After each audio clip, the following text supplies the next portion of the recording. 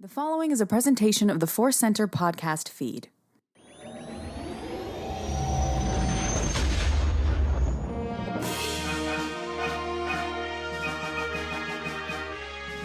From the center of the galaxy, this is the ForceCenter podcast feed, and this particular episode of the ForceCenter podcast feed is a deep dive. We are doing one of our scene-by-scene episodes, which means we're diving deep into a specific scene, and the scene we are calling, it is from the Phantom Menace, and we are calling it Boss Nass's Throne of Judgment, and I can't wait to sit in the throne with the boss.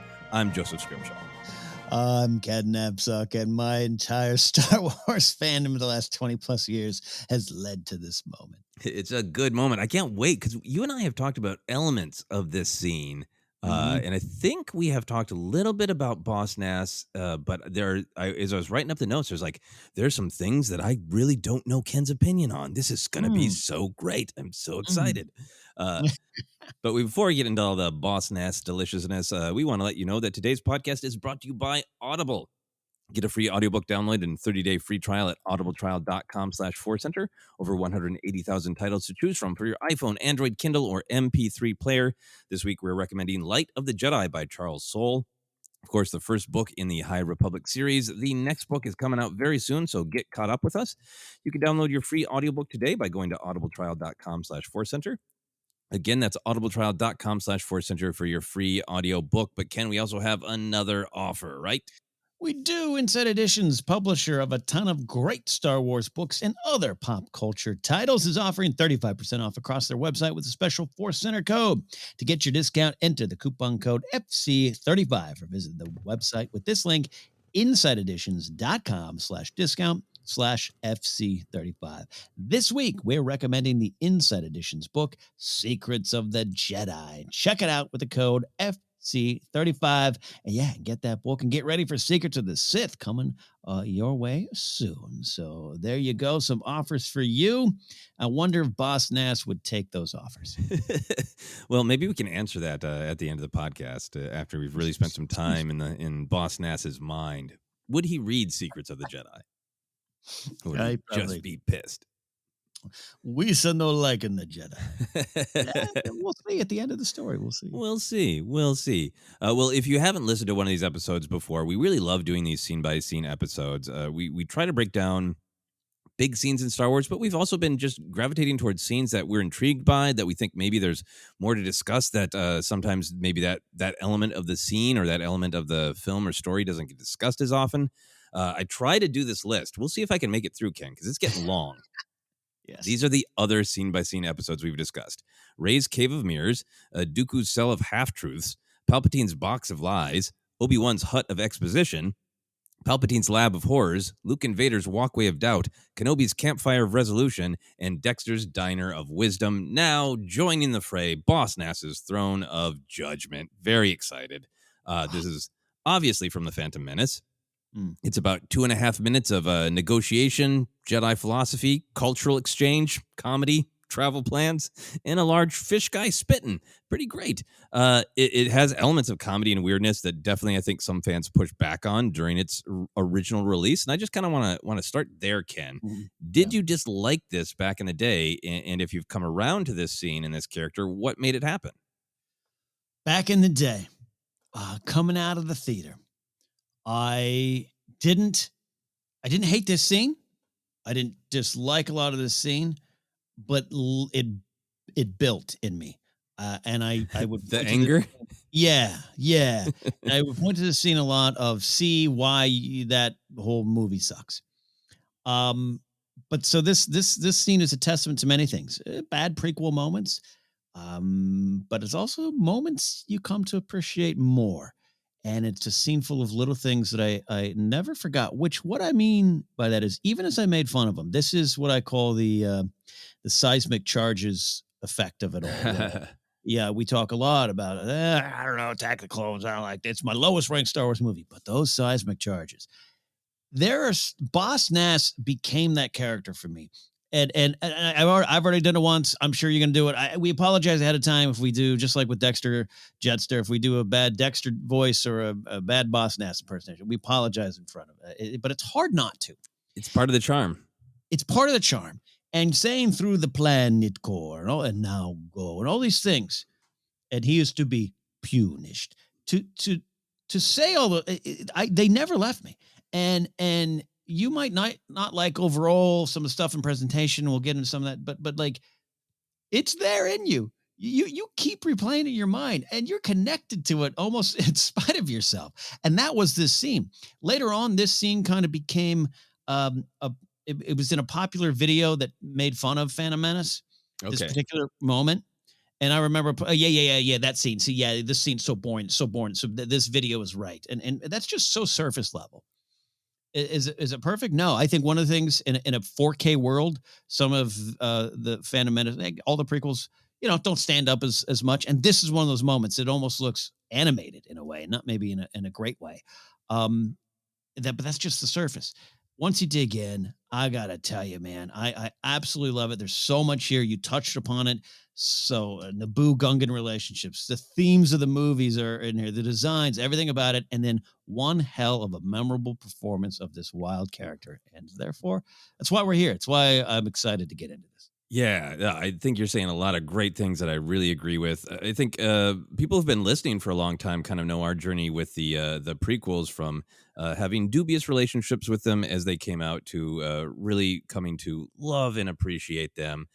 I think there's also been some things I've been seeing kind of bubbling up on social media that this is such a thing of perspective, right? And I think if you grew up with the prequels and you were young and you were just around other people who liked the prequels, and that was never any doubt, like, this is Star Wars, this is great. I totally understand that that's a perspective. Sometimes where we're coming at this conversation is we grew up in the original trilogy, watching generation. And then I think a lot of our angst and pushback towards the prequels was it's different. It's not exactly what we were expecting. So that's what we're coming at this conversation from, of those initial reactions when you have some of the baggage of, but Star Wars should look like this, but it should feel like this. And then Lucas comes out and is like, look, I'm really playing. I'm expanding the canvas. In this scene, I think is really representative of some of that canvas expansion. And we get distracted, at least I did. And I think you're with me. When it first comes out, kind of distracted by some of the surface and not able to appreciate some of the depth. And that's definitely, for me, the journey here. I thought Boss Nass was weird and funny. Like, of the things that I wasn't sure about in the film when Phantom Menace first came out, I was like, I don't know that I think that's like really cool or deep, but it is funny when angry fish guy is spitting all over everybody. And in my journey with Phantom Menace was, even though I had a lot of criticisms and concerns at the time, and they should have done this, they should have done that, it didn't stop me from absorbing it. And I bought that VHS the day it came out and watched it again and again and again, in exactly what you're describing. The spending time with something that you're initially like, I don't think that's great, but then you find yourself just saying planet core for no reason, just to yourself, because it's fun. And that's a part of how the kind of the surface level starts to grow on you, right? And then the big picture, what's the scene actually about, starts to really sink in. I remember the first viewing, I was really struck by the idea that a life debt crossed cultures, because that was one of the things that I knew, right? Of like, Chewbacca has a life debt with Han Solo. That's really cool. And the fact that another culture could have a life debt, and Qui-Gon's much more casual Jedi mind trickery. Those were the things that really engaged me when I was first absorbing Phantom Menace, because there were things that were in conversation with the Star Wars I knew before. So I think I was really intrigued by the life debt. I was really intrigued by the the casual Jedi mind trick of like, I'm not even putting the energy into lifting my hand too far. It's just a quick Jedi mind wipe. But once I started spending more time with the Phantom Menace and the prequels in general, and really engaging with the prequels just as they are, dropping any baggage of expectation and just like, what is there? What is being communicated? I think I always understood the mechanics of what was happening in this scene of, this is building relationships. That's going to pay off later in the film. It's about helping each other. That's great. But the depth of that, the power of that, the intention of it, how it connects to so many other beats in this film, so many other moments in Star Wars, how just consistent and powerful the philosophy behind what is going on in this scene, that just, bloomed like a flower in my soul when I dropped all the baggage and engaged with the prequels as they are. Yes. Hands in the air. I'm saying preach on, sir, because what you could look at the way Lucas executed these films and made them, and hey, I made them for kids, and that could be some. We use that sometimes to be like, but don't forget, other people use it as, oh, he did it, and here's the thing: when you really listen to some of the things going on in the Phantom Menace, and you go, if you take it on the take it as the truth from George of like, I wanted to do this again for a new generation in a different way and expand my own story. The stuff that's going on there, we've said it, the occupation of Naboo isn't as peaceful as you'd think. In fact, E.K. Johnston's second novel goes into some of the brutality in this occupation going on there. The idea, one of the reasons I just admire and look up to the character of Padme is in this particular movie, a 14-year-old queen is going against a long-held, we don't know how long-held kind of view of segregation on her planet, and saying we cannot do that if we're going to survive. And Jar Jar is there saying we're proud warriors, and she realizes what she has to do, and all that comes out of this scene. And if you go back to it, and the more you learn and understand Qui-Gon, you get Obi-Wan. In a lot of ways, he's just out there like, hey, you guys need to work together. Don't you see that? Yeah. But the stuff at play at Qui-Gon, the stuff that you and I love digging into, and then Boss Nass doing what's best for his people and coming from a point of view that's probably understandable of the Naboo and the treatment of the Gungans. There's some big giant themes that George is saying they're 7-year-olds of this generation. Can you pick it up? Yep. And I think that's when people talk about the Phantom Menace being made for kids, I think there is a sense of like, weird whimsy and comedy and even kind of straightforward slapstick. And there's some of that kind of surface level stuff that's obviously important. But I think that it's made for kids is much more for the, like, here are some life lessons to really take out into the galaxy with you. Big ones. And that's why I think over the years, we can poke fun at these films, all three of these films, because some of the moments and even the designs and the look, not even the designs, I take that back, designs, not, but even the look. This scene particularly does not necessarily hold up for me on my TV. I was watching this morning, and it was like, Boss Nass looks like a cartoon. Yeah, no, I mean, like, look at just a level of animation detail in a video game that's now several years old, like Battlefront 2. And I remember just like thinking, like, I can see every pore on these characters' faces in a video game. And now I just imagine like Iden Versio standing there next to Boss Nass going, "Are you okay?" 100%. Yeah, what's going on? You see Janina Gavankar's acting decisions in a video game. Yeah, 100%. But that's why I get a little grumpy when you stop at the surface level stuff of the prequels. That's your choice. I'm not here to take that away from it, but this is a great example. So I come back to a great example of dig a little deeper. You might not love it. That's fine. You might not love these movies. I don't think that's ever the end game here at ForceCenter. We just want to discuss what we think's there. I think you get a lot more from this particular scene than you'll ever have before if you stop and look at it. Yeah, I agree. And I think much like when we've been discussing the sequels and some of the strong opinions around them lately, art is subjective. And if you don't like things, that's great. I think sometimes what we really want to advocate for is there are really great, consistent, specific ideas here. And you know, we'd love to have people kind of embrace them and see them. And then they might go, yeah, I see that. Still don't like it. And that's fine. Our art is subjective, but we want to dig into those ideas and celebrate that they're there. Yeah. If you come to the table, you listen, you dig, and you're like, "This is still not the dinner for me." What can I say? And again, I'm not here to have us all eat the same dinner. That's right. That's right. Is pineapple on pizza good? Depends on your mouth. You decide. That's the answer. And I will fight for my right to enjoy that pizza. All right. I'd love to see Boss Nass eat a pineapple pizza. Anyway, let's get into this. So there's a lot going on in the scene, but Boss Nass is the boss of the scene. He is, of course, played by Brian Blessed. Are you a fan of his, and were you aware of him in a fan back in 99? I am. I highlight again our friend Jamie Stangroom's YouTube channel. Has got a great interview with him from a few years back. He is a character, to say the least, and has a lot of Boss Nass in him. Is great. Long career, obviously. I was a fan, but I wasn't immediately a fan. I just didn't know it yet. Like you said up top, Joseph, I quoted Boss Nass. I mimicked Brian Blessed as Boss Nass.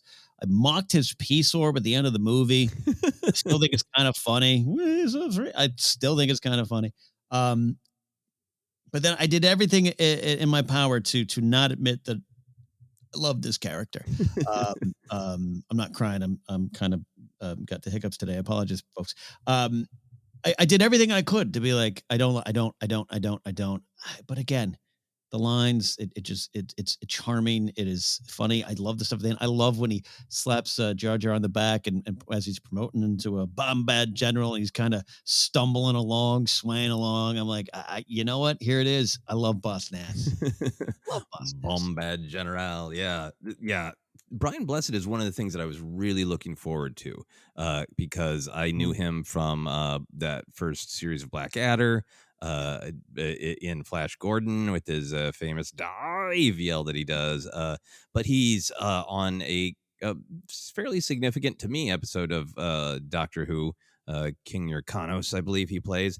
But he's just one of those like, how is it that you are doing like textbook overacting, screaming, but there's still just so much like charm and nuance within it. Like he is just one of those people who just like defies the rules of how it's supposed to be done, and it works because it's so honest. It's clearly flowing from this weird, wonderful, charming human being that is Brian Blessed. So I think I was excited to see what Brian Blessed was going to do because I knew he was in it, and I think I kind of was like, it made me probably more friendly to Boss Nass because it was like, I mean, that's it's a character for Star Wars, but it's also like, it's sad. That's what Brian Blessed might be like if he was in Star Wars.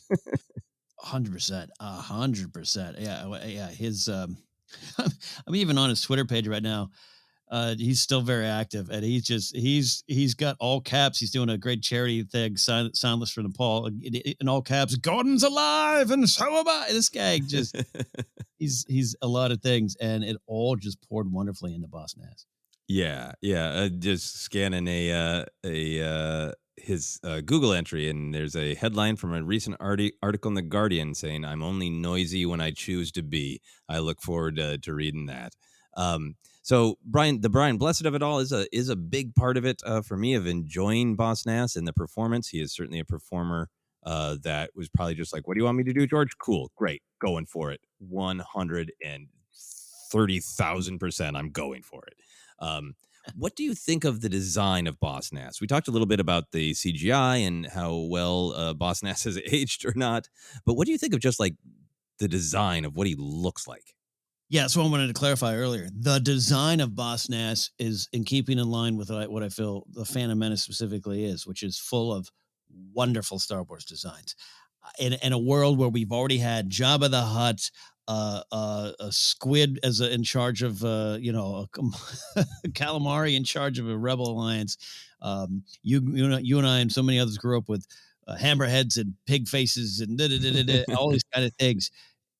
He stands right up there with some of those great designs, if not even more functional in a way. It just makes sense. It's a great design. The costume is great. I would love to see a modern version of Rugor Nass. I really would. In some other, does Kenobi go back and visit him in the series? I don't think that'll happen. But I would love to see a modern take on the design with modern technology, because then I think the design would really pop. Yeah, I agree, because I think the design is really good. I like that he is a different looking Gungan than Jar Jar and many other Gungans. So like you get that sense of just sort of a variety in diversity within Gungans. I like his kind of brown robe is one of the things that we'll talk about other moments, but there's some kind of connections between the aesthetics of the Gungan High Council and the Jedi, and the brown robe does that. But then he's got like kind of awesome shoulder armor if you really look at it, and then the weird pointy hat and the just powerful eyebrows, right? Oh yeah. That when I was looking at him, I think really close for this question, he sort of captures to me a little bit of just like the the weird fantasy and fun of Star Wars. Because I was just kind of looking at him. It's like, what? Boss Nass is reminding me of something. What is it? And I was like, it's a lawn gnome. He's reminding me of a lawn gnome. He's got this energy. Like he's like a rogue lawn gnome that came to life and just started a new life underwater. Oh, I love that. I love that. I'll never see a lawn gnome the same way again. That one could be played by Brian Blessed. That would be great. Yeah. Yeah. All right. Any other thoughts on the design of Boss Nass before we move on? No. I need more Boss Nass merch in my life, but I would love it. Yeah, and be tracking down a lot of Phantom Menace action figures, I think. Anyway, moving on here. We always like to review of what's going on before the scene and what's coming into the scene with the characters. So Qui-Gon Jinn and Obi-Wan Kenobi have discovered the Trade Federation is not just blocking Naboo from interacting with the rest of the galaxy. They are preparing a droid army to invade the planet. The Jedi have been gassed, shot at, and they're on a mission to warn the Naboo it's not their day. Jar Jar Binks has been banished for being clumsy, including blowing things up like a stove in a small submarine. So a very dangerous form of clumsy. And while evading a Trade Federation tank, Qui-Gon pushed Jar Jar out of the way, saving his life. Jar Jar offered to help the Jedi by taking them to the safety of his hidden home, Gunga City, or Oda Gunga. And because of his banishment, Jar Jar and the Jedi are immediately accosted by Captain Tarples at this point, who takes them to see the bosses. So anything in there? I got a specific question, but I also just want to throw it open to you. Anything in there that you wanted to touch on? Always a great summary. It just Qui-Gon's no good, very bad day going on here, there, and sets it up there. And I love, the highlight of what Jar Jar actually does is I always get a kick out of that. Yeah, when you look up what a Hayblibber is, like, oh wow, this is actually quite serious. Yeah. So why do you think Jar Jar takes them home, even at his own risk? Yeah, great way to start this, because I just have a sense Jar Jar's he's cast adrift, man. He's out there. He's just a rolling stone trying to find his way back home, and I just think he doesn't necessarily know where else to go, but also he knows these new friends of his need help, and I think he has a connection and clearly just a pride in his community. And I think in a sense, Jar Jar just knows you need help. I can help you. And we, the Gungan people, can help you. So let's do it. Even at the risk of myself getting hurt or punished. Yeah. I think that's what I really like about it. And we do learn more about the scene kind of later when he's talking to other people and he's telling Padme about like how he had a brisky morning munchin. That he's having a fine time. Then the Jedi come along and everything goes crazy. But I think that I like the way that it just comes flying out of his mouth, that it I think connects him to Anakin, that he has just this instinct to help. And then once it's already shot out of his mouth of like, oh, if you're trying to go somewhere safe, this is the perfect place. It's great. I have pride in my people in my city and we should go there. I have an instinct to help you. And they're like, oh, wait, right. I do remember that I've been banished and that's going to be problematic at best for me. But that also immediately makes Jar Jar relatable in this kind of this classic underdog way. And there's a lot of connection to him to early silent comedy, and a lot of early silent comedy is about people in trouble, people who just they're kind of relatable underdogs who are just trying to go through life and get something done, and like they get caught in storms and their pants get caught in things and they trip and people hit them and they accidentally walk by a construction site and they get hit with a plank 8 different ways, and like that's kind of the comedy of that early silent comedy of a person in trouble who's kind of caught and means well but keeps getting caught in bad situations. And like even right away, that's kind of what it is with Jar Jar of like, I have an instinct to help. Whoops, I remember I want to help you, but also it's going to be bad for me. I just don't have any good options in life. Yeah. Down and out and Oda Gunga. Down and out and Oda Gunga. That's right. And then, of course, there is also the just kind of straight up Qui-Gon and Obi-Wan press their advantage. When like, it's not, you might not think it's entirely great for you to go back to your city like you just offered, but it's very dangerous for all of us to stay here, including for you. And that great dialogue about that's the sound of 1,000 terrible things coming your way. So there's a little pressure applied by Qui-Gon and Obi-Wan once he has made the kind offer. Yeah, no, and you're right to point that out as kind of the next part of it. And again, we're already starting to dig into the themes. The themes are at play, which are in all the Star Wars movies. Again, early on, you and I talk about even the Rise of Skywalker. BB-8's the first to get hurt by Rey, and this theme that rolls out from that. No pun intended about BB-8. And this is one of those themes, man. Like, yeah, we all need help here. We all need to work together. We all need help, and poor Jar Jar needs a lot of help. And he has Yep. a lot of help to offer. So from there, we're going to dig into the scene itself. It starts with an establishing shot of the throne chamber. We're starting with the actual scene in the chamber. Obviously, there's a beautiful scene of when we first see Oda Gunga, the amazing John Williams music, but we're digging right into that throne chamber scene. So we see an establishing shot of it. It is a circular room with the Jedi in the center, surrounded by Gungan officials and guards, and Jar Jar in the back there with some cuffs on. It is very reminiscent of the Jedi Council chamber later in the film. It's not a full entire circle of leaders around them, but it is this circle of Gungans and authority, and then the Jedi in the middle presenting their case. Why do you think the designs are similar? What does that design tell us? Here's where I went with this, and sometimes I have a lot of fun of just like I don't necessarily know the answer, so I'm trying to really dig into Qui-Gon, and it's a preview to me of what's to come. It's Qui-Gon before a council, and Mm-hmm. he doesn't necessarily like that. And it's insight into his view of meetings, which I respect. His views of authority, at least. Now I just imagine Qui-Gon very calmly saying, now I can't teach you, Anakin, but always remember, this could have been an email. Qui-Gon and me working at most of my jobs, similar vibe at meetings. And it's a preview of Qui-Gon's. And when I say preview, I don't want to overstep this scene. We're not looking past this scene, but it really sets the tone for Qui-Gon. It's a character builder for his view on authority, and perhaps authority that doesn't get it or doesn't want to go his way, and he's not afraid to say, not afraid to clearly use some powers we'll talk about, but he does it all for the greater good of what I think he believes is the greater good, and we really like and enjoy Qui-Gon's philosophies and views on what the good and the light side is. So that's why it's not necessarily like George was like, well, I need to set this up. But this is just probably what Qui-Gon's been running into his entire career, and it's just another chapter in this that's frustrating for him.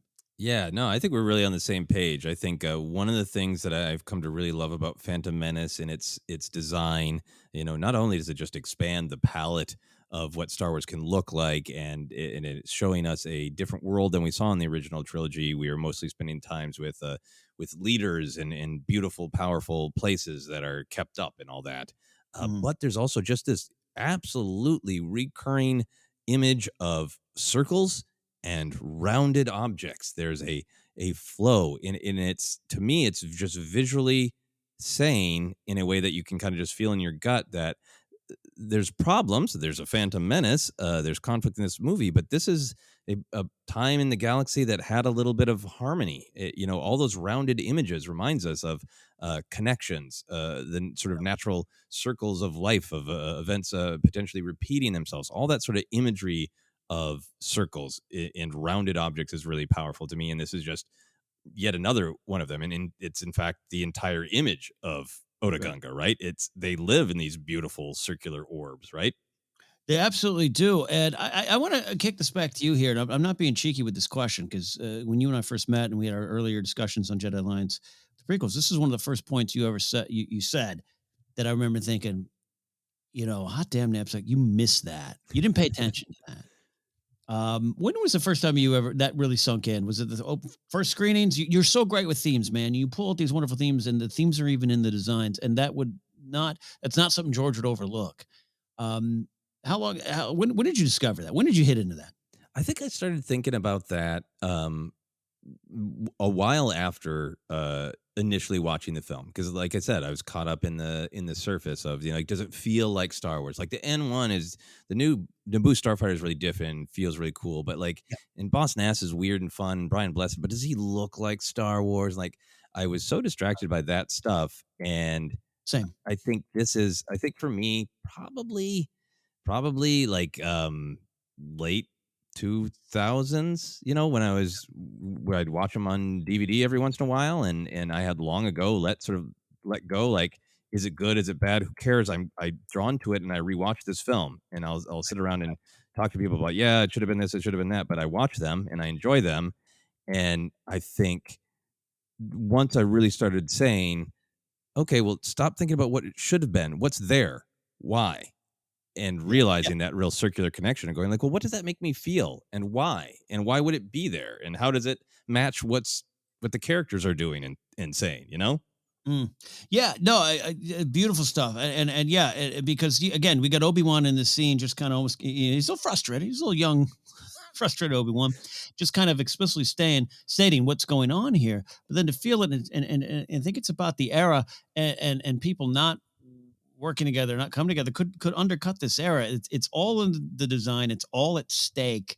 It's all present there, and I've always loved that. And this scene really makes that pop for me. Just the circular nature of what's going on. Yeah, yeah. And I really agree with what you're saying about it's not even that it's a preview of what Qui-Gon is going to face with the Jedi Council. I think it is, and we're going to talk about that a little bit explicitly.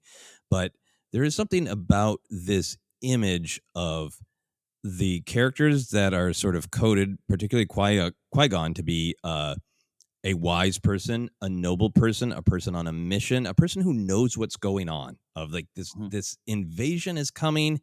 Even Qui-Gon thought earlier, like these Federation types are cowards. This will be quick and easy. And like, whoa, no, there's a real problem. There's a big problem, and I have the responsibility of trying to address it by passing that knowledge on. So he's coded as like wise and knowledgeable, and here he is being blocked by this sort of symbol of authority. Like, I have to stand here in front of the bureaucrats and explain.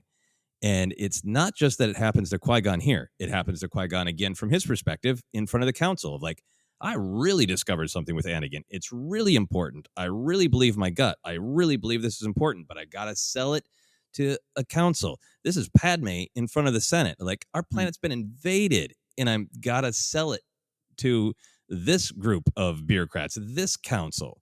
Like, it's like all the sort of the circular symbolism is sort of like what should be, what can be, but often what's happening in it is rigidity. And I see it as like, that's Qui-Gon in front of the Gungan Council, Qui-Gon in front of the Jedi Council, Padme in front of the Senate. This is George Lucas in front of the Directors Guild. When they didn't want him to put the Irvin Kershner's credit at the end of the movie because that's not the way it's done, you know? And that's just, and then obviously I think there's a lot of political beliefs from Lucas that he champions the small group who is trying to do something wise and flowing, but they're caught up in the machinery of rigidity and bureaucracy. But obviously he's just experienced that in his own personal life with things like the Directors Guild yelling at him for not crediting a director in this very specific rigid way. So it's not only like telling to the story of Star Wars that it's a symbol of facing authority that reoccurs again and again in this film. It matters to the story, and you can kind of see where it might have come from in real life. Yeah. 100. Oh, yeah. George? Oh, yeah. Yeah. All right. Any other thoughts before we move on? Many. Let's move on. Okay, great. So the dialogue begins. Boss Nass makes a noise. The subtitles render on Disney Plus is tick, tick, tick, tick, tick. He then says, Yusa cannot bees here. This army of mechaniques up there is Nuisaw. Now, Nui, I always heard it as Nuisa, the same way they would say like Misa. But the credits or the subtitles say Yusa cannot bees here. This army of mechaniques up there is New Wee Song. So up for interpretation. The subtitles also say Yusa cannot bees hair, which I don't think is correct. Anyway, so wanted to obviously that is just that line of dialogue is exactly what Jar Jar has warned them, is they're not super big on outsiders. So this is going to be an uphill negotiation. But what I wanted to talk about right away is just what you think of Boss Nass's speech pattern. It is similar to Jar Jar, obviously. Boss Nass is in some ways even more extreme. You know, it's part noises, part words we recognize in basic, part cognates that are like, that's not the exact word, but we absolutely know the English or basic equivalent. A part of it is just, who knows what he's saying? What does that communicate that he speaks like that? How do you feel beyond just like the flavor and the fun of it? What's its value? What do you feel about it? It's and look, we've just met Jar Jar. you and I and many others are in the theater going, did he just say squeeze me? That guy just said squeeze me. So we're dealing with that kind of stuff. And yes, there's also some other elements of the Gungan, but specifically Jar Jar accent that I know have been discussed and are problematic in some ways, and that's a part of a bigger discussion. But to follow Jar Jar up with this, Boss Nass and the tick tick tick and all those things, it's such a of its culture, of its people, and it just expanded what I just seen with Jar Jar, and then we get Captain Tarples too. Now seems even more real, seems purposeful, and it seems like they are what they are saying, a proud people, a proud society, and very their own, and that this is the Qui-Gon running up against that, and Obi-Wan running up against that, and that they have to. Qui-Gon, he has to learn to communicate, learn to understand, literally, figuratively, all through the scene. They can't rely on what they just know. They must learn Boss Nass in a short amount of time because the communication isn't necessarily direct. And it's one of all the times, like I still sometimes wish Lady Proxima was translated and wasn't the great Right. Linda Hunt doing basic. That's a big one for me.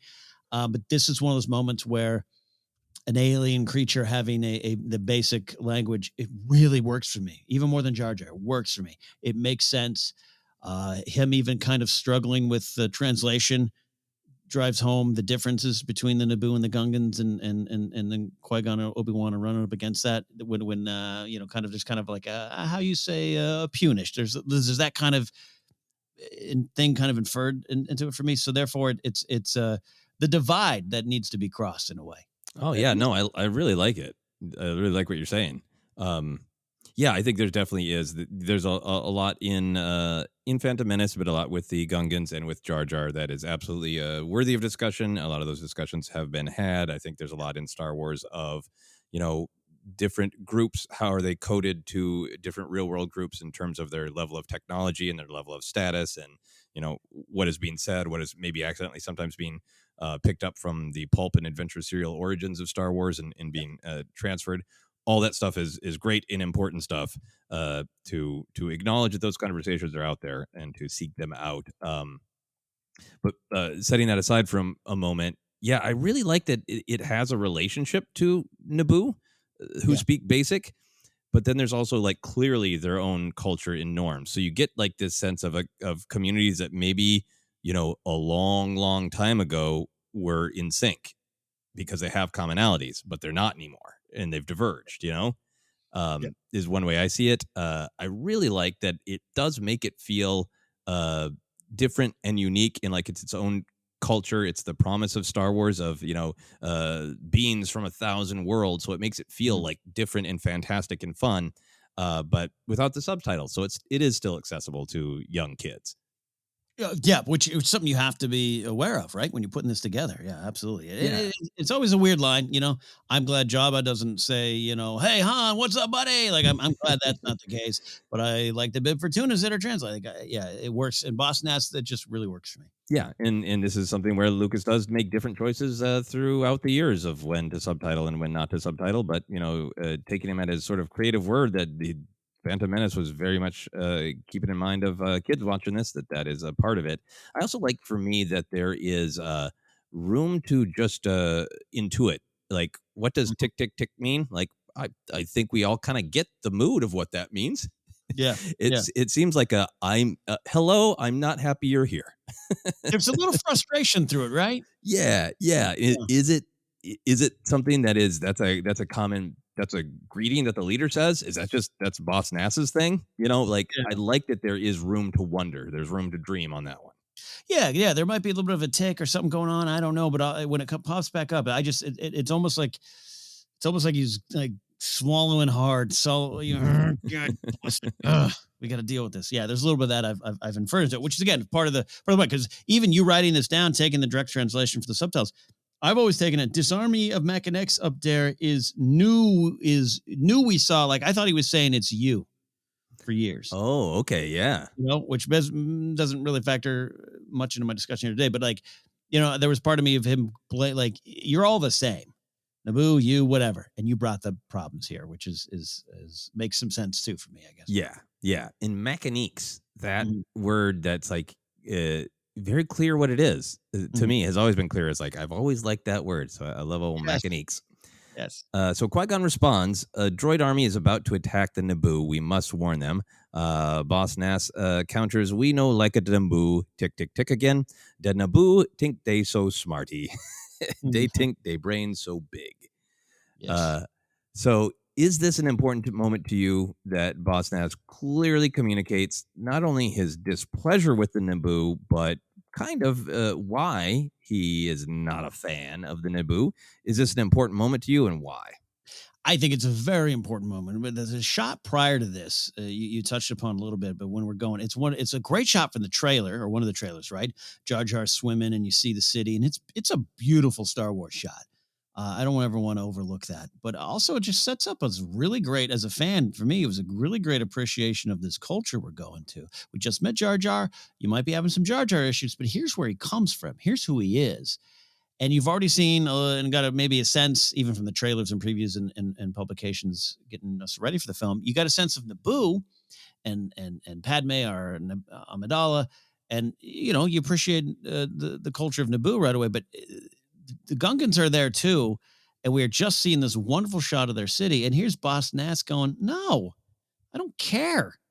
Look, we're separated for a reason. The way they've treated us, I think it's really big stuff." And Qui-Gon is he's frustrated up top, right? Don't you get that feeling if he's just like, a droid army is about to attack the Naboo, we must warn them. That's what we have to do. Yes, he's on a mission. Yeah. And Boss Nass is like, ain't no thing for us, man. We're gonna be just fine, and they might deserve it. Yeah. Yeah, this is great. Yeah, I think it establishes two cultures with baggage, right? Uh, Yes, yes. uh, because there can be a story of cultures not getting along, or one culture being cruel to another because they don't know one another, they don't understand each other. It's Yeah, the fear of the unknown. This doesn't have that baggage to it. This has the we know each other, we don't like each other. They yeah. think they are better than us. Look at our awesome city with our awesome tech. We are not less than, and those land bastards think we are less than. Yeah. That tells a real story of, like, I think what's very important about that, and what is table setting to the story, and the plot and the actual story, the themes of Phantom Menace, is these are cultures who have every reason not to work together. There Yeah. has been problems, and this is not just an easy fix that we're going to see happen. So it Yeah. sets up the Gungans and the Naboo to really get past these problems, and follow Shmi's wisdom of no one in the universe helps each other. Right. Yeah. And it's a big moment later on. And we keep coming to that. I mean, maybe eventually we'll do scene by scene part 2 on this with the Jar Jar and Padme scene. You said people going to die, can get mocked all to the ends of time. It's still an important scene because Padme realizes she cannot save her people until she sees her planet as one, right? It's pretty explicit. And whereas Boss Nass has a right to be upset, we don't know the exact history. We're not here to exactly translate it to real world situations and real world histories. It touches on that stuff, to be clear. But so we're talking about the Naboo and the Gungans right now. I also think Boss Nass might have been maybe a little bit wrong to isolate. We don't know the whole story there, but it's why it's important for the Queen to not just go, all right, guess what? Change of plans. We're all on the same team. She has to make amends for it. She has to acknowledge who they are. And I think that's a powerful moment too. And all that stems from what we're talking about here. All the things later on in Phantom Menace, all the great things I think Padme does, all the great things the Gungans and the sacrifices they make and the starting up of the shields, all goes back to exactly this line that you're talking about. Yeah, yeah. It starts the journey of, we have a problem with the Naboo because they're a culture that thinks they're better than us. And here's the Naboo queen literally saying, I'm not better than you. In fact, I would love to work with you. I need your help. And I want us to work together. And I don't think that we are better than you. That journey gets set up here. Yeah, and it's a brave moment for Padme, a 14-year-old queen going, I must change who knows how long of problems in this relationship between our cultures. Yeah, yeah. And it's a powerful thing to have that idea be expressed by Anakin as Shmi's wisdom, and see it expressed in lots of different macro and micro versions throughout the film. Yeah. So Obi-Wan responds, once those droids take control of the surface, they will take control of you. Boss Nass says, Misa no think so, they not know of usin. Then Obi-Wan says, the big line. You and the Naboo form a symbiont circle. What happens to one of you will affect the other. You must understand this. I've always loved that line. I'm so excited to talk about this line. Two questions here, Ken. What's the importance of this idea that Obi-Wan is communicating it? And what does it tell us that Obi-Wan is the person saying it? Tells that he's got a good handle on points of view and how they need to change. No, this is to me, it's, I don't want to say the theme of the movie, but it's what's going on here, right? It's so directly stated. It's what George is putting into this, and this carries all the way out. And I think you and I are of the opinion that this tracks all the way to the Battle of Exegol. Mm-hmm. More of us Poe. There's more of us Poe. You and I have talked a lot about that lately there. So that's why I think this scene this moment is very important. And again, I love there's a little bit of frustration in Qui-Gon and Obi-Wan, but now Obi-Wan's, he's got a little heat. He's got a little heat behind the line. You must understand this. Uh-huh. Yeah. Yeah. No, I totally agree. I think this is a really powerful line to just be explicit. Symbiont definition in our Earth world is an organism living in symbiosis with another. It is obviously an idea that's living with the explanation of midichlorians.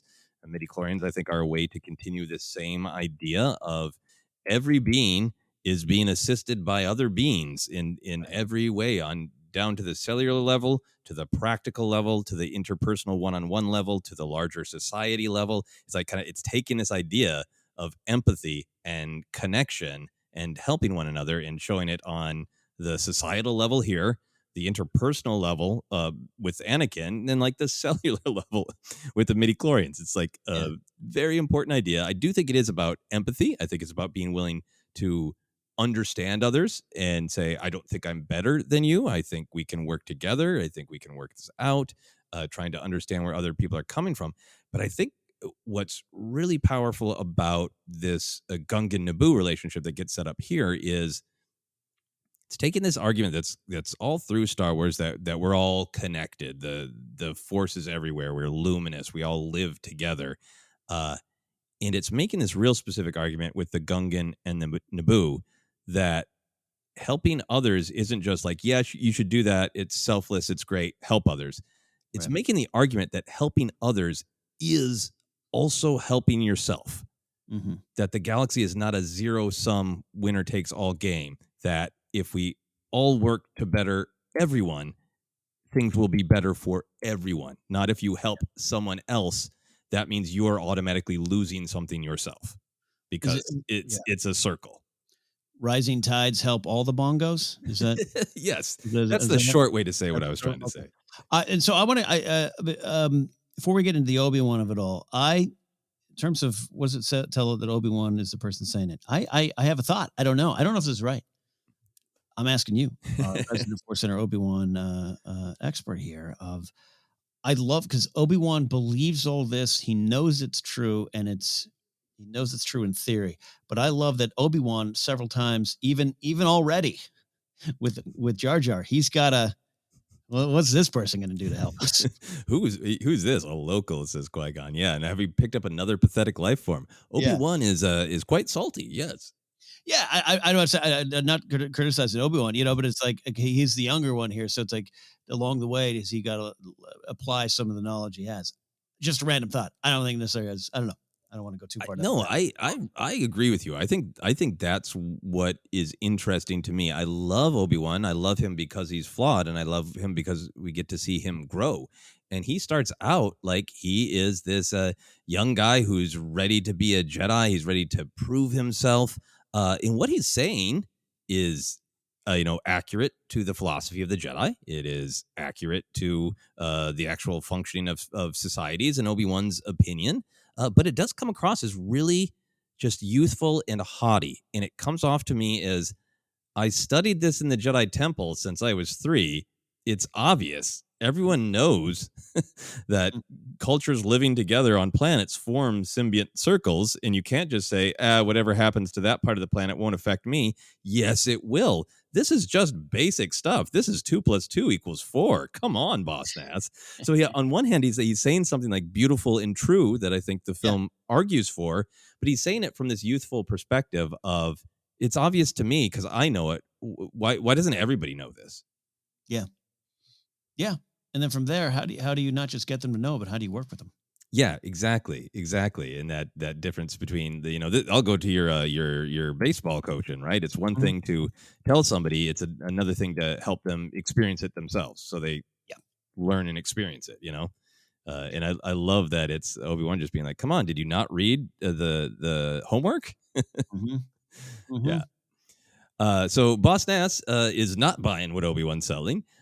He reiterates, we should know Karen about the Naboo.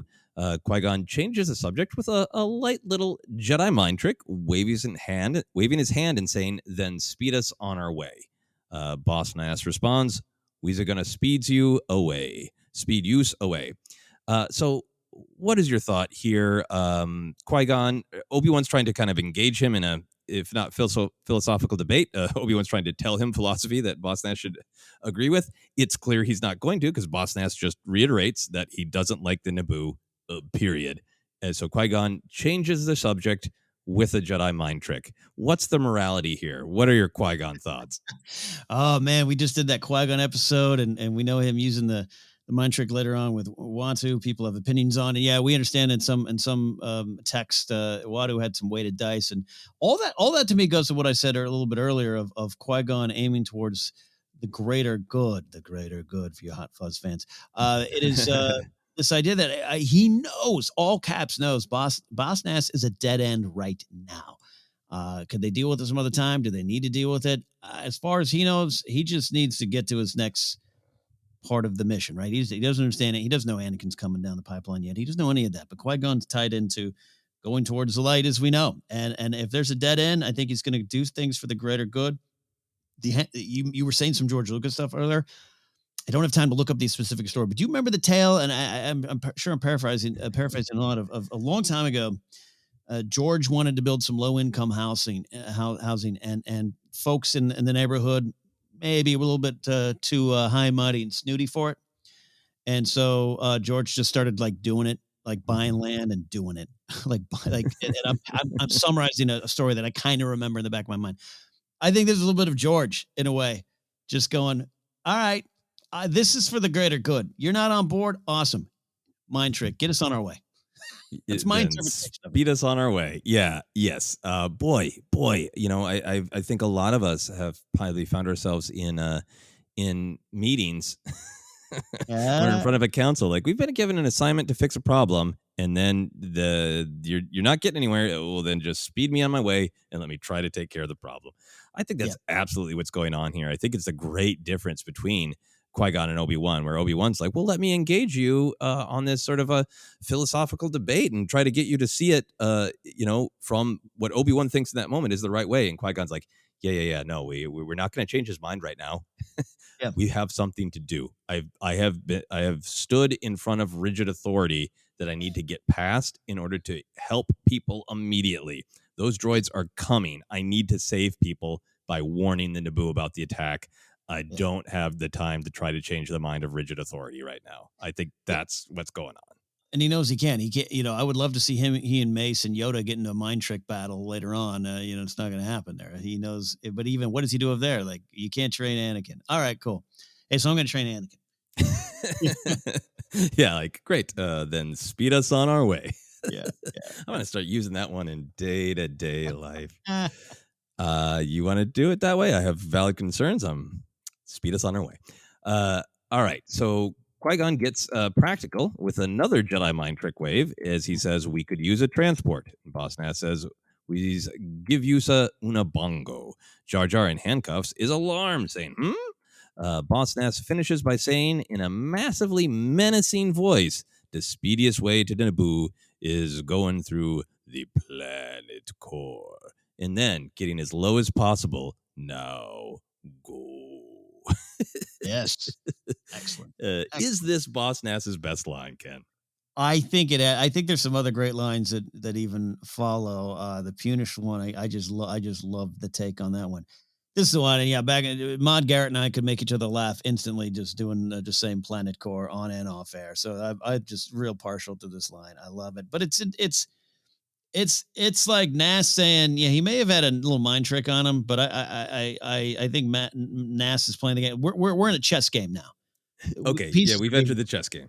Yeah, we have entered the great game now, and I think he's probably like I think the mind trick worked away. I'm not saying Nass was like Wadu, like that doesn't work on me, but I think a little bit of there, but he doesn't care. Nass, this is his way. He's using speed us on our way in his own way. Get out of here. Take what you. Obviously, he literally means go through the planet core. But are you saying that in Gungan society, this is kind of a way to say, well, then F off? Like, all right, you know what? Then just go through the planet core. You're not supposed to be here. You want me to make peace with these people who don't like us, don't value us. You want me to put my culture, my people, my army in danger. And all it takes, it's that movie, was it A Boy's Life? Like, he owes me $20. You'll never see him again. The $20 is the cost to get him out of your life. Uno Bongo is the cost to get these two interlopers out of his life for good. Yes. And going through the planet core is kind of like that. You need to get. Just head the planet course real quick. Just take the road. You'll die on the way. Just don't worry about that. And that's to me why Jar Jar's like, he's starting to realize that the setup is going. And I that's the way I interpret the scene. It might just be mine. And Qui-Gon's like, great. Whether he's fully aware it's a trap or not, I don't think he cares at this point. And I think that's why I love this line. There's a lot in that, and it's just a fun line. And then it's the buck stop. Get out of here now. Go. Conversation over. Yeah, conversation over for sure. And we'll dive a little bit more into that Jedi mind trick because I want to pick your brain a little bit. I'm very curious about the effect level of the Jedi mind trick in your mind. But yeah, the spirit of it is very clear. I've said what I've had to say. You got to go now, and the way you're going's not going to be fun, buddy. So it's the delivery of Planet Core. And I think I've always been like, this is a weird fish guy. Now he reminds me of a lawn gnome, and suddenly he's speaking like a vampire. That line has always had like a vampire vibe to me. Yes. I don't know why, but I love it. I expect Dracula to turn to the screen and say, Planet Core. I also just love it because the Phantom Menace has its mind on all of these big themes in this philosophy of empathy and connection and helping one another. Rising tides lift all bongos, as you said. But it's also like very much attached to that spirit of adventure serial and what adventure is next in the planet core, and the underlining of the utter doom, right, is such a big part of this of like, hey, this is a conversation, but guess what, everybody? Another, adventure serial challenge is coming up in just a moment. The planet core is not a happy place. It's going to be real exciting when those Jedi go through. Oh, man, it's such a 50s sci-fi thing, right? We got to go through the planet core? What? Yeah, and it's also just one of those places where Star Wars is like, science, not our concern. Yeah. TIE fighters make noises in space. This planet's core is water. Good. That's the way it is. Enjoy Star Wars. There it is. And he speeds them on their way. Qui-Gon says, thank you for your help. We leave in peace, with a little bow. And with that, we are going to leave in peace for a moment. We're going to take a short break, and we will be back to finish our discussion of Boss Nass's Throne of Judgment.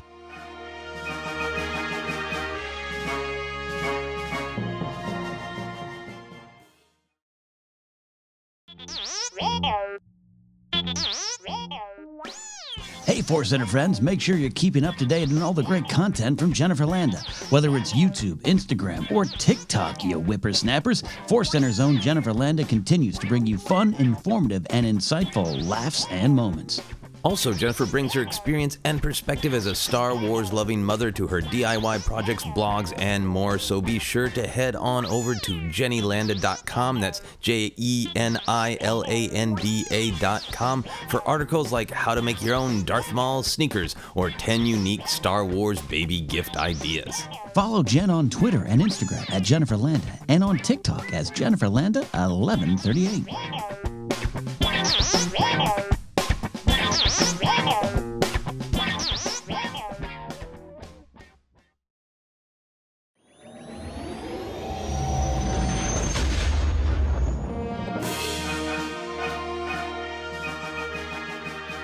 And we are back into Boss Nass's Throne of Judgment.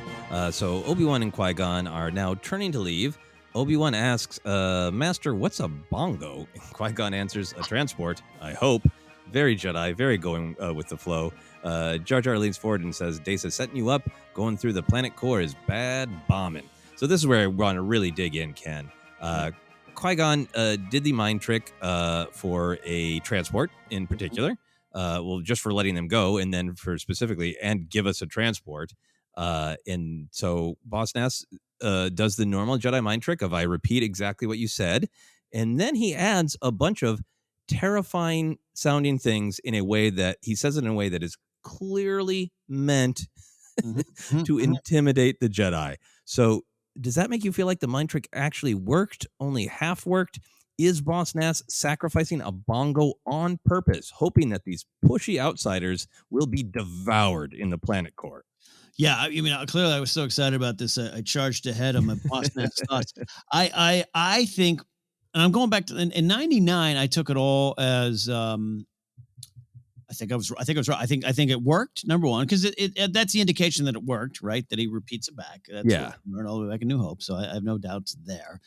And then I kind of thought back in '99 that he was like, oh, he's not a bad guy. He's helping him. He doesn't know that there's 3 giant monsters there that are made him. But now clearly he knows, and clearly Jar Jar knows, and all this stuff. So I think it's a little column A, little column B situation here. I would love to know the effects, and I'm not talking about in some book explaining it. I would love to talk to someone who's had a Force mind trick used on them. I don't know, is that possible? Yeah. Because is it cloudy? Is it foggy? Do you realize you did it? Does the sentence end and you go, whoa, I said that, which we've all, podcast enough in time in your life or just during a week, you suddenly find yourself in a paragraph you didn't know you started. That happens. And does he emerge or is he palpatining a little bit where sometimes the plan goes awry, but then you adjust and you're like, oh, okay, they want a bongo. Oh, that's perfect. Send him to the planet core. I don't know the answer. I think that from my interpretation, that's what happens. He falls for it, but then he's like, all right, all things considered, that's a good idea. Yeah. I think for me, it seems like the Gungans are aware of the Force, and maybe Boss Nass is aware of Jedi. Maybe he's interacted with them before, and they've been around a long time. Maybe he's a little bit aware of mind tricks. I think it works, but I don't think it fully works. Like there's also there seems to be levels to Jedi mind tricks, which makes sense to me, right? Of like there's a just reach in, as we see like in the sequel, of like in just invasively take what you want, right? There's kind of that real that impression that Rey did a real strong one on those 2 First Order troops, where they're like not just saying the thing that she wants them to believe, but they're like yes anding it and saying like, and it's great that you're here, right? There's something about Qui-Gon's is just like, I really don't have time for a pushback, so I'm kind of going to say what I mean, and I'm just going to give it a little extra push.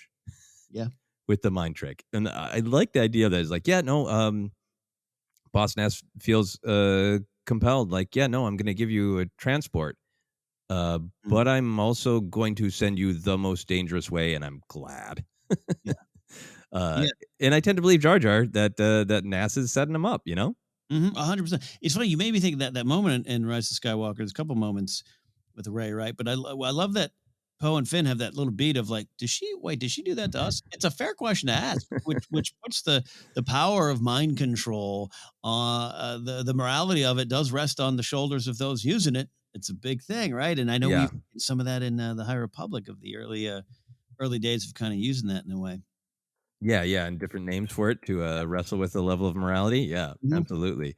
But it definitely does seem like when Boss Nass says planet core, he is entirely aware that he is sending them somewhere dangerous, or else he should really reconsider how he says planet core.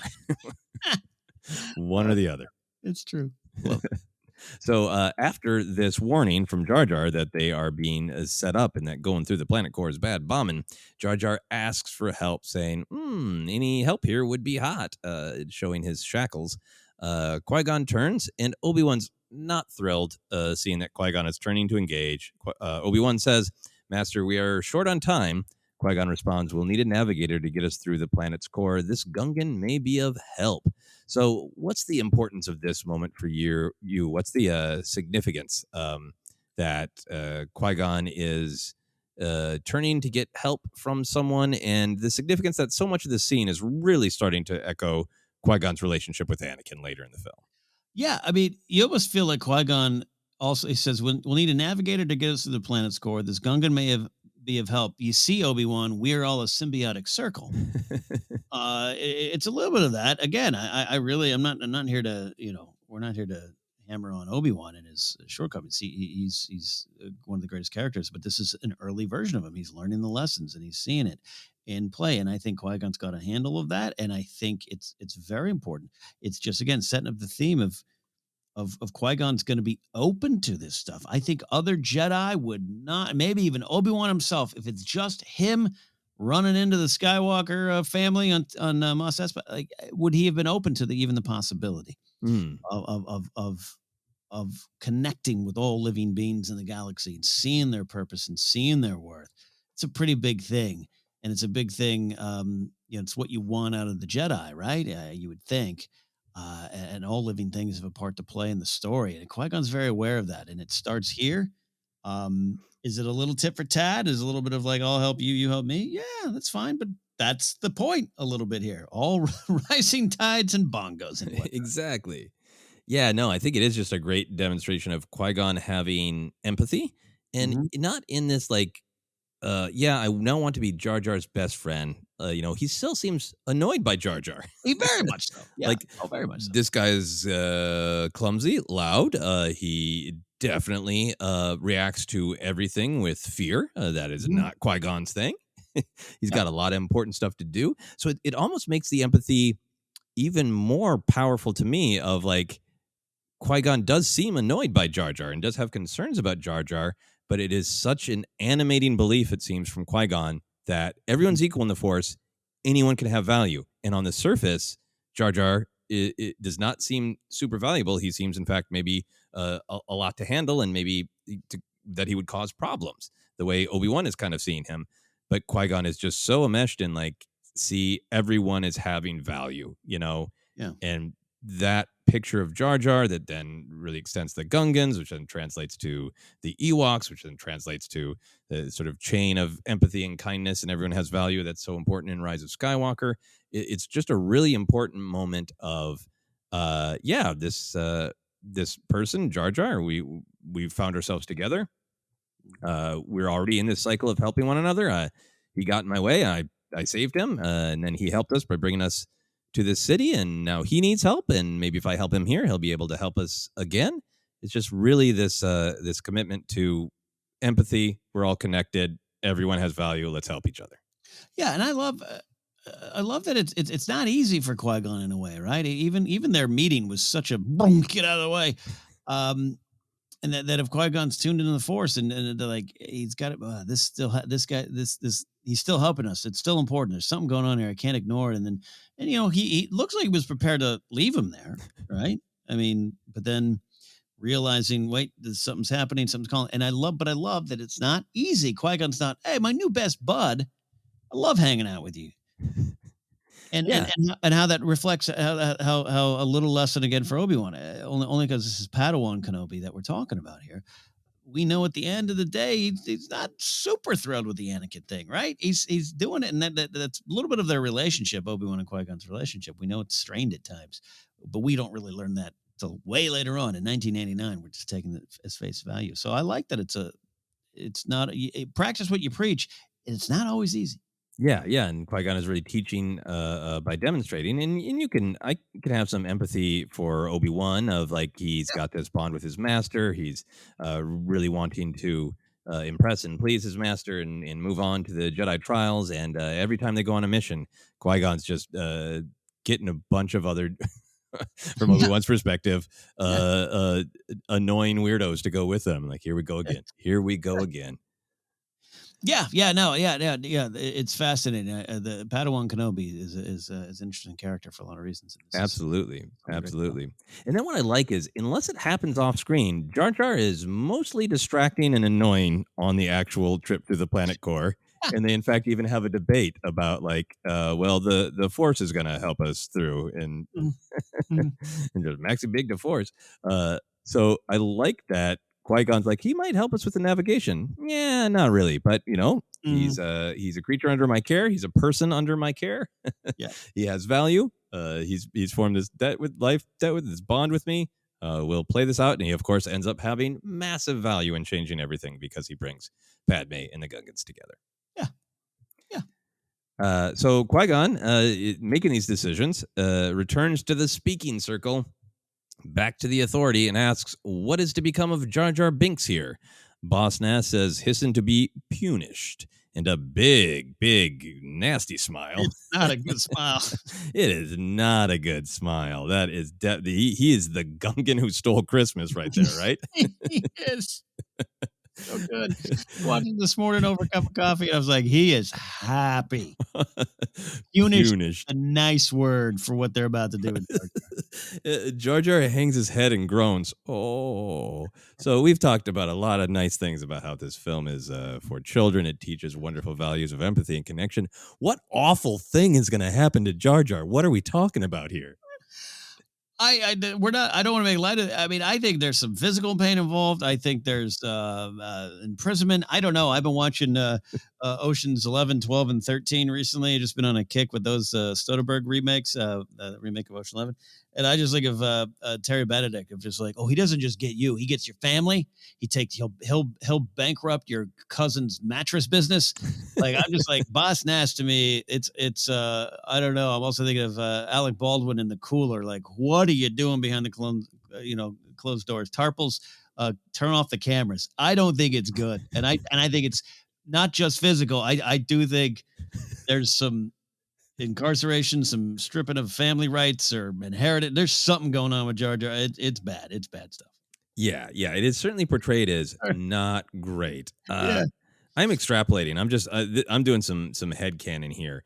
It seems like Gungans like to test character by forcing dangerous positions on people. Like, even when Boss Nass is, in theory, happy with Jar Jar that he brought the Naboo and the Gungans together, he rewards him by making him a Bombad General, and without much training that we're aware of, giving him a chance to prove himself on the battlefield. I mean, the position wasn't made available for HR to interview a lot of candidates, just in the field, no qualifications. And if that's Boss Nass rewarding Jar Jar, what is he going to do when he's punishing Jar Jar, right? Like, I wonder, to me, it's like, my headcanon is like, there are many dangerous things that are needed to maintain the beautiful city of Oda Gunga, that there's like, go down and fix this exposed wire in the water. Why don't you do that, Jar Jar? Like, that they just give him dangerous tasks. And maybe if he accomplishes them without, horrific injury, then he will slowly work his way back into society. But it's not going to be good.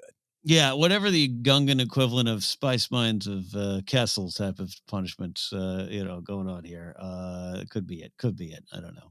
Yeah, absolutely. A fun mystery of how awful the punishment is. So Qui-Gon tells Boss Nass, I saved his life. He owes me what you call a life debt. Qui-Gon throws out another little Jedi mind trick hand wave and says, your gods demand that his life belongs to me now. So I will point out that he is quoting Jar Jar. When they meet, Jar Jar says, Misa, your humble servant. Qui-Gon says, won't be necessary. And then Jar Jar says, tis demanded by the gods it is. So Qui-Gon is listening to Jar Jar. This is not a thing he's making up in the moment. But still, he's talking about what the Gungan's gods demand in their society and doing it with a little mind trick. Is Qui-Gon respecting the Gungans here? To be determined. I think it shows an understanding. Like you said, it shows that he's listened. Because we don't, correct me if I'm wrong, we don't hear Jar Jar say life debt, do we? Or do we not? No, but in Boss Nass's response, they do have a word for it, so it does Yeah. seem like Qui-Gon has interpreted what Jar Jar said correctly. Right. He having the life play indeed. So okay, yeah. Yeah. So I think it's Qui-Gon. He's not trying to overpower him, subtle force trick maybe aside. We can talk about that, but she's trying to show an understanding. He's trying to show respect. But again, speed me on my way, man. Like, come on. If you want to fight the Mechanics, someone's gonna have to. Yeah, the mechanics are coming. I gotta go. I gotta warn the Naboo. I don't think they're so smarty. I don't think their brains are that big. I need to warn them. Yeah. Yeah. Yeah, absolutely. Yeah, I mean, I think it really is it's such a weird mix because he's helping Jar Jar, listening to the fact that he's going to be punished, and respecting that Jar Jar said, "Hey, this is the deal in my culture. You saved my life. I owe you." So in one way, he's just like being very respectful, but by throwing in the hand wave it's a little pushy. Yeah. But I think that's maybe the Qui-Gon we're seeing of like I'm Qui-Gon in the early half of the movie before he kind of has this awakening. I think by it's subtle, but to me this awakening of attitude when he encounters Anakin. Mm-hmm. That there is a real like, oh, man, I am tired of this galaxy. And I'm tired of running into the same damn problems, and I gotta go. Speed me on my way, damn it. I think I've always taken from Qui-Gon, and this is before a lot of supplemental canon material came up to just kind of expand this idea of who Qui-Gon is. But it's heavier, it's spiritual, but I've always taken a little bit of Qui-Gon just going, how many days till I retire? I'm Right. so tired of this. But he's always going to push towards the greater good and towards the light, so he's still going to do his job. Yeah. So he just he's respectful with a push. Yeah, but to which your I point, think is open to interpretation, whether it's be respectful to be respectful with a push. yeah, but to your point later on with Anakin, when it dawns on, we had that conversation with Shmi, and she's like, yeah, and no father. I mean, I think there's a little bit of a spiritual reawakening, and maybe some confirmations and some rewards for faith. I think there's some big Qui-Gon stuff going on later on, and I think you're right to point it out. The difference. Awesome. Good. I'm not imagining Qui-Gon things. No. So Boss Nass confirms, mind trick or no, whether it's effective, that what Qui-Gon is interpreting about the Gungan culture from Jar Jar is correct, because he says Yusa having the life play with this and hissin. And Jar Jar responds, then Boss Nass does his big Boss Nass thing. This is the thing that if like Boss Nass did a concert, everybody would be, do that. He shakes his head, throwing spittle around. The subtitles label it as loud blubbering, and then he proclaims in his big moment of judgment, be gone with him. So how do you interpret the loud blubbering? What is that, and why is Boss Nass making this decision? Yeah, I'll tell you what, if tick tick tick is frustration, this is all out just anger and resignation and knowing when you're defeated. This is a chess game, a holo chess game. We got a bit of a checkmate here from Qui-Gon. Boss Nass knows, because he's invoked something, right? He's invoked that your gods demand this. That's why I love. I mean, Yusa having the life play with this and hissin. I mean, he's just like, God damn it, man.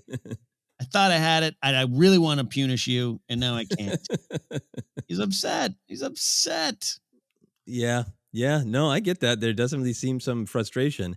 I think I also have just started to take it as, like that's maybe Boss Nass's version of Queel's "I have spoken," except for with actual like governmental societal power behind it. Yeah.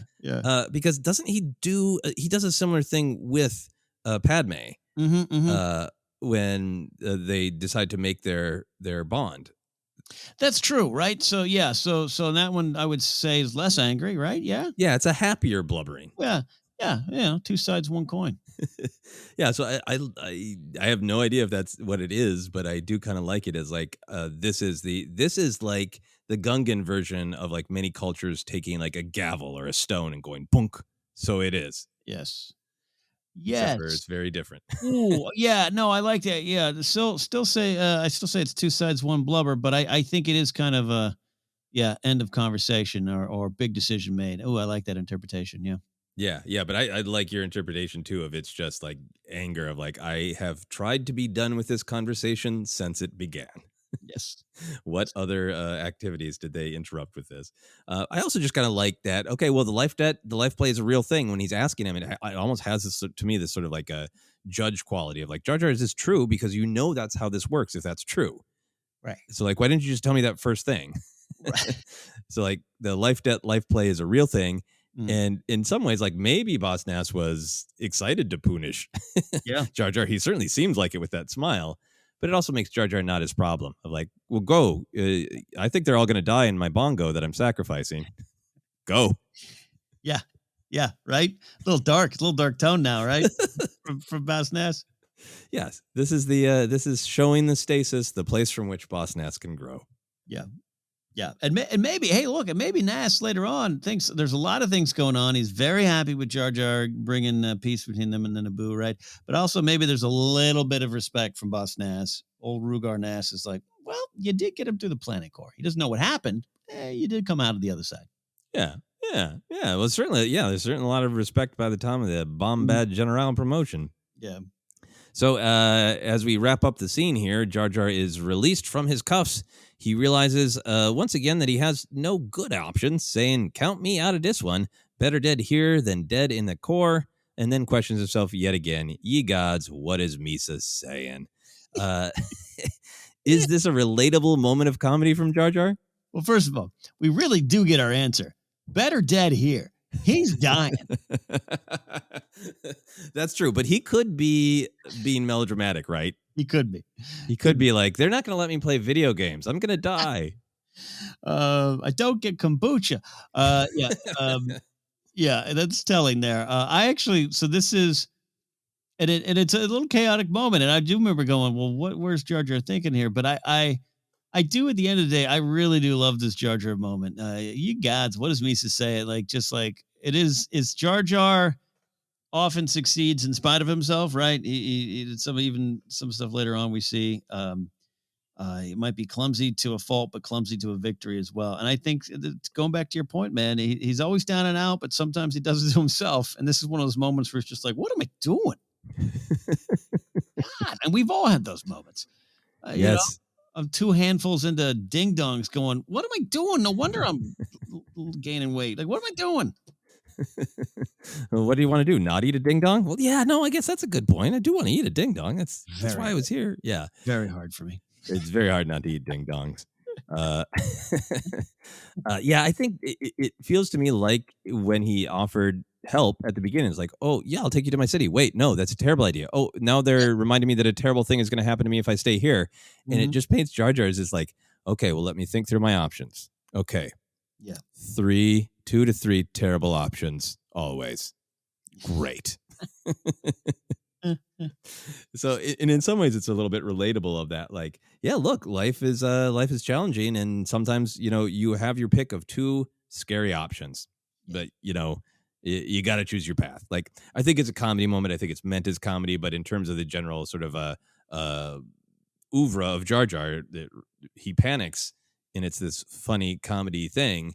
But it is ultimately like, well, choose your path because everybody has to, and I think that's what he's doing here. Of like, he says better dead here than dead in the core, but he knows it isn't true, so he goes to the core. Yeah, good job. Yeah, good job, Jar Jar. And of course, it's the right choice because he eventually does help bring the Gungans and the Naboo together. So that's it for the scene itself. I have a couple of conclusion questions, Ken. What do you think Boss Nass and his council talk about when Jar Jar and the Jedi leave? I think we don't really know the council too well, and maybe there's some EU or supplemental material with names and ranks and whatnots. But I think there's a little bit of more blubbering. I think Nass is really upset. Said he's lost Jar Jar. A little bit of that, but I think there might one point might be I'd love to think that there's a serious discussion at some point about what is happening and what is the threat and what are they saying? What these Jedi are saying true on any level? And then that resonates with Nass at some point. I think he's a good leader. I think he's a proud leader, and I think he does what he does for the betterment of his people. But I would love to see that council. I don't know if he's surrounded by a bunch of yes, Gungans, but I would love to see someone be like, okay, but Jar Jar's gone. Tarpals, we'll talk about that. But like, what are we gonna do about that? Because they are up there, and we feel as though they're not going to find us. But is that true? Like, I'd love to see if that conversation happened. Yeah, yeah. I think that I get this picture. This is just total headcanon that Boss Nass is kind of, even though he's like, come on, we got stuff to do. You're outsiders. You shouldn't be here. You keep turning around and have another question. Just, be gone with you. That he kind of can't let it go. I like the picture that he's just like, can you believe the ego on that Jedi? Did you hear that? Did you hear that young one who tried to society explain to me about how things work? Did you hear that? God, they're pompous, just like the Naboo. And like, then they're like two other Gungan High Council members who are like kind of whispering of like, we need to get him back on track. The mechaniques is actually a problem. Yeah, absolutely. Yeah.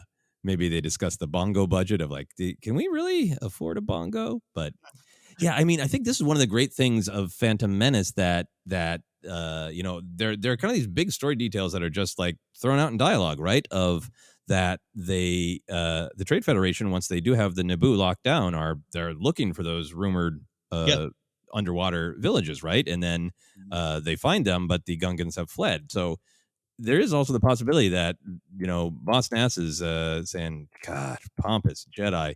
And then the rest of the council is like, yeah, but should we look into this?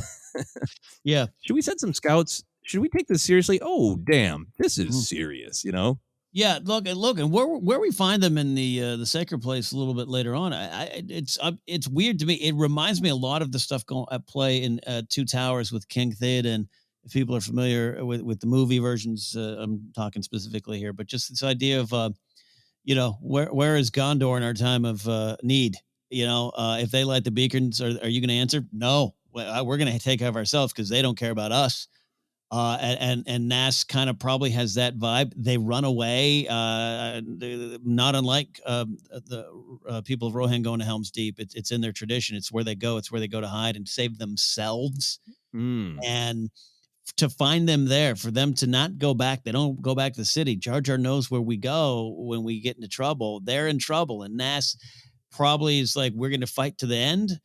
We are a proud people. We got a grand army, but I think you find him in that spot. And Padme is lighting the beacons of Gondor. She's just finding the right way to present it and the right way to say, enough line. That's my decoy. This is me. And I'm bound before you because I'm sorry. Sorry for everything that's gone on here, but we need your help. And I think Nass has that moment of realization for himself. I think it's credit for him because he could have been like, no, be gone with you. But now I know we definitely need you and we can work together. Gondar calls, Rohan will answer. That is some great Lord of the Rings center to connect it. Yeah, and I love what you're saying of Padme does do this great diplomacy and this great honesty. But the Gungans do have their backs up against the wall in the sacred place. They know they're in trouble in that moment. And to give some credit, maybe some growth to Kenobi does not raise his hand and go, hey, remember that stuff I was saying about the symbiont circle and what happens to them will affect you too? Yeah. Funny meeting you here in the sacred place, Boss Nass, says Obi-Wan Kenobi. He doesn't though, which is good for him. Yes. So you mentioned this, do you want Boss Nass to appear in future Star Wars storytelling? Like, this is an easy one to joke about because he is such a sort of outrageous character with, in our opinion, slightly outdated CGI. So he can be a character that you go to for jokes, right? But do you seriously want him to appear anywhere else? I really do. I really do.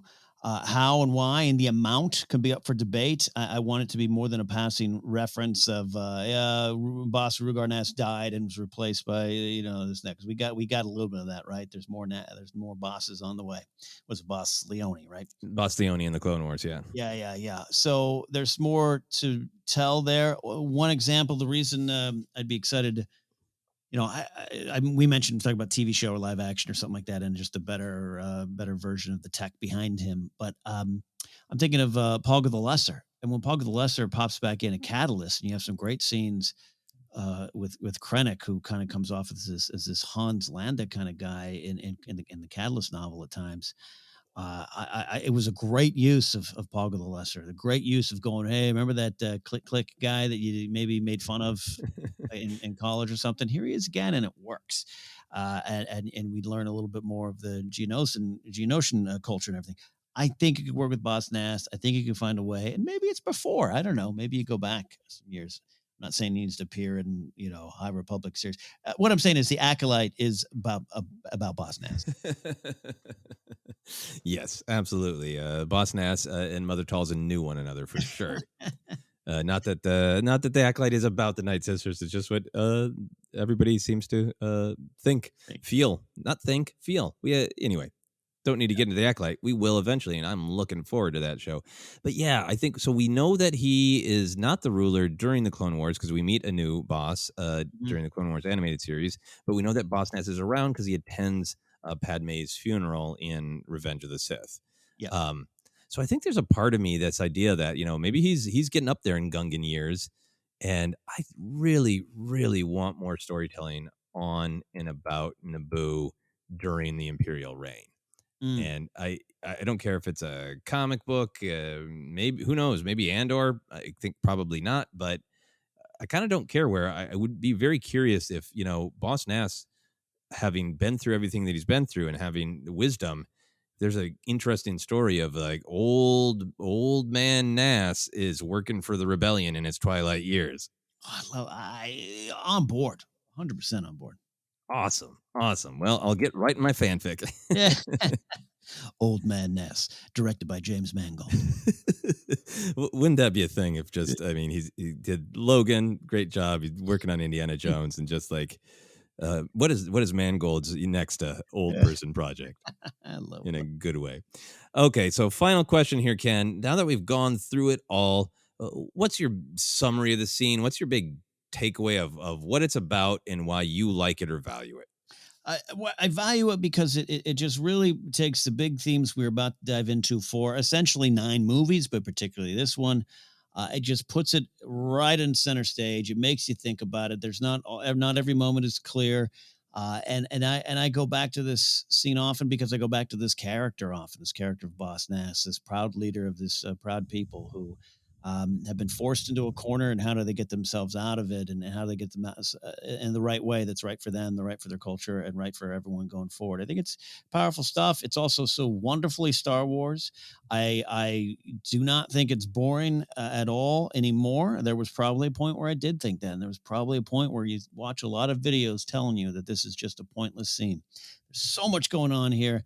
We were talking about what to do, and I think you just kind of suggested this one, and it was like, absolutely, it's an important scene to the building block of this franchise. Yeah, absolutely. I'm so glad that we got to dig in, because we've talked a little bit about Boss Nass and kind of joked about Boss Nass, but I didn't realize that you were as all in on Boss Nass as you are, and it's so great. I really. Yeah, and there's so much going on in this scene. I think the way Boss Nass is presented, it's weird and fun. It's the great side of fantasy, of just, there's an element of comedy and weirdness and flavor that is absolutely strong enough for people to be saying Planet Core in a weird voice years later and celebrating that moment. It's a great picture of how the Jedi conduct themselves in the galaxy, like these specific Jedi, but just watching Jedi interact in the galaxy. And I enjoyed that even back in the day, because we didn't really get to see that. We got to see Luke become a Jedi and a little bit of how he conducted himself as a Jedi in Return of the Jedi. But going back to, this is those glorious days when the Jedi Knights were everywhere, and this is an example of how they interact with different parts of the galaxy in this scene. And then I think most importantly, it is laying the foundation of these great ideas about empathy, connection, the importance of helping others, and that helping others is also helping yourself. And I think it's presented in a way that is very clear, but I don't think it's super naive, because it's showing all these moments of conflict between the Gungans and the Naboo. It's hinting at the depth of it. It's hinting at, Obi-Wan still has a lot to learn. It's making you question, like, understand where Qui-Gon's coming from. Did he need to do that mind trick? How is Jar Jar being punished? There's lots of plenty of room for darkness and ambiguity, as we have experienced. But the big picture idea that's being communicated is, even in this dark, complex, weird galaxy, we just have to try to go toward light and life, go toward helping each other and finding connection and believing that we're all connected. And I think that's what ultimately is really powerful to me about this scene. Absolutely. Well said indeed. And yes, a lot of passion for Boss Nass. A lot of passion for the little fun corners of Star Wars that we love just spending time with. Yeah, exactly. So we will be spending even more time in even more corners, all of our general deep dive discussions, but also doing some more of these scene by scenes. It's fun to do we've done some of like the big scenes, right? But it's fun also to dig into some of these scenes that have a mixture of weird and fun and comedy and silliness and controversy and depth, and just really finding out what's there. So that is it for our deep dive. Ken, do you want to let people know where they can find us? Absolutely, will do that. We are on Twitter at ForceCenter Pod. We're on Instagram and YouTube as well. Facebook page is ForceCenter Podcast. We're available on a lot of different platforms, including Anchor, iHeartRadio, Apple Podcasts, Google Podcasts, Stitcher, TuneIn, Amazon Music, and Spotify. Merch is available at tpublic.com/user/ForceCenter. Patreon.com/ForceCenter is where you can support us directly. And you can follow me at Ken Napzok, or go to my website, kennapzok.com, or check out the GPA.fun over there. Me, Josh, Mark, Riley, and more, having fun at the Good People Association. And for you, Joseph? Yeah, you can find me on Twitter, Instagram, TikTok is at Joseph Scrimshaw, and you can check out my website, josephscrimshaw.com, for all my other comedy adventures, my other podcast, Obsessed, comedy albums, future live shows, all kinds of stuff like that. But for now, for myself, for Ken, for Boss Nass and his fun, strange little hat, this has been ForceCenter.